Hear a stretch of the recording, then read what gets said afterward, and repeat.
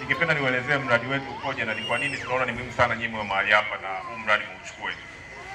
Kwa kawaida, kama mnavyoelewa kina mama, ukuaji wa mtoto sio swala la kwamba kazaliwa leo, amekula leo, amekula kesho. Takwimu zinaonekana kwamba iwapo mtoto akiweza kulishwa vizuri, ndio maana mtaalamu ametuambia ndani ya siku 1000. Iwapo mtoto akiweza kulishwa vizuri kabla ya kufika miaka miwili, hicho ndo kipindi ambacho ubongo wake unafanya nini? Unapevuka vizuri sana. Wewe ukikosea ndani ya zile siku za mwanzo, zile siku 1000, hata kama baadaye mtoto angeweza kuendelea vizuri, ubongo wake hawezi kufanya nini? Hawezi kuendelea vizuri. Ndio maana tunataka kwamba mama nyumbani, si mnakuja kliniki mara moja kwa mwezi? Sasa tunataka unapokaa nyumbani uwe na uwezo wa kujua mtoto wako anafanya nini, anakuaje. Sasa mradi huko hivi, kwenye simu zenu kama ambavyo mkija hapa mnaelezewa, unaweza ukaenda kwenye hicho karatasi ulichopewa, ukiangalia hapo. Unaweza kwenda kwenye hicho karatasi, ukaenda kwenye hiyo sehemu ya wewe kufungulia huo mfumo, na unapokaa nyumbani unaweza ukaingiza chakula ulichompa mtoto. Mfano asubuhi umempa matunda, mchana umempa mboga kidogo, unaweza ukajua hichi kiwango nilichompa, je, kinaendana na mahitaji yake ili aweze kukua vizuri?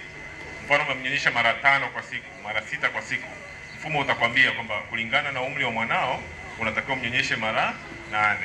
Kama unamnyonyesha na unamlisha, itakwambia ukimnyonyesha mara 3 unaweza kuongezea chakula kingine kwa ajili ya kuweza kumpa nini, virutubisho na matakiwa kwa sababu wengi wetu tulivyozaliwa zamani, mama akikupa chakula ukisema umeshiba ndio unajua umefanya nini, imetosha.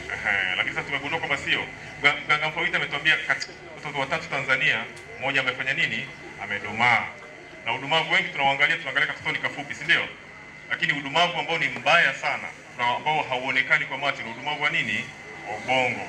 Sasa huo ndio unatupa shida sana. Wewe unamwangalia mtoto wako unasema hana shida, lakini akienda darasa la kwanza unasema mwanangu ndundundu. Akifika darasa la 2 hawezi kusoma. Akifika darasa la 3 hawezi, kwa sababu ubongo wake, ingawa yuko darasa la 3, ubongo wake ni kama mtoto wa miezi 8, miezi 9, miezi 10, hawezi kuelewa mambo. Kwa hiyo sasa kwenye huo mfumo wako, kila unapoenda kliniki, muulize Sister Swai au Sister Molel, mwambie nataka nijue leo mwanangu ana uzito gani, nataka nijue leo mwanangu ana urefu gani, na wewe ukienda nyumbani unaingiza vile vifanya na vyakula ulivyompa mtoto. Hapo mfumo unakwambia kwamba mwanako ulichomlisha leo hakitoshi. Na tumeendelea mbali zaidi kwenye mfumo. Unaweza ukaangalia kusema hii inaniambia nimlishe mwanangu nyama, maini, samaki, si. Sasa tunasema kwamba unaweza kuingia kwenye mfumo wako ukasema mimi ndani ya nyumba yangu nina nini? Alafu unaingiza vile vyakula na mfumo utakwambia kama umesema una maharage, una mahindi, una mchicha, itakwambia kwenye mchicha mpatie kiwango hiki, kwenye maharage mpatie kiwango hiki, kwenye sukari, kwenye juice mpatie kiwango hiki. Hivyo ndio tunavyotaka iwe. Kwamba useme ulichonacho ndani ya nyumba yako, alafu hicho uweze kufanya nini? Uweze kutengeneza chakula kwa ajili ya mtoto. Jamani, Temeke bila udumavu. Temeke bila udumavu. Kwa hiyo jamani, tusisubirie. Wamama wengi sana tunasubiria kwamba mtoto aje kula anapoanza chakula cha kukaa. Hapana. Tunataka ujue jinsi ya kunyonyesha, kiwango, idadi, masaa, unyonyeshe vizuri. Ili siku 1000 za mwanzo mtoto afanye nini? Aende vizuri. Kwa wale ambao mnaangalia TV umeona, unajua nchi za wenzetu tunakuta kusimamisha watoto wa miaka 7, wote wanalingana.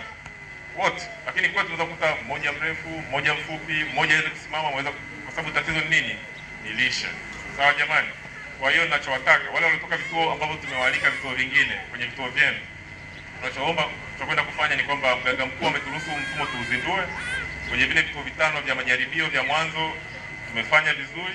Vile vituo vingine ambavyo tumewalika vituo 19, na nyie mkienda tutakuja tutaongea na nyie muweze kuzindua mfumo. Kila mama anakuja kliniki aweze kuambiwa swala nini, swala la lishe. Sawa jamani? Ili baada ya mwaka mmoja, miaka miwili, tunapokuja kufanya takwimu za lishe kwenye mkoa wetu na kwenye wilaya yetu ya Temeke, tuweze kuangalia kwamba sasa hivi watoto waliodumaa ni nini, ni wachache, sio wengi kama ambavyo wapo sasa hivi. Na kuna utani ambao tunaongelea mara nyingi sisi kwenye mradi, tumesema mtoto wa leo ndio nani? Ndio rais wa kesho. Mtoto wa leo ndio mwalimu wa kesho. Mtoto wa leo ndio daktari wa kesho. Sasa unapokuwa na mtoto aliyedumaa leo, usahau. Kwa sababu itakuwa ngumu sana kuweza kusoma na kuweza kuwa vizuri. Lazima utakuwa na waziri aliyedumaa, rais aliyedumaa, unakuwa na rais au mkuu wa mkoa ambaye uwezo wake kufikiria uendane na nini, na umri wake. Sasa tukisema kama kila mtoto mmoja kati ya watoto 3 wamedumaa, inawezekana hapo baadaye tutakuwa na watu wakubwa, katika kila ukubwa wa 3 mmoja alidumaa alipokuwa nini, kwa mdogo. Sasa hiyo inakwenda tuumiza sana kama taifa, tuweze kukimbia. Na rais wetu ameshatuambia bwana kwamba huo ndio nini, wakati wa kukimbia, tunaweza wa Tanzania. Kwa sasa tujenge watoto wetu, taifa la kesho liwe na nguvu. Sasa baada ya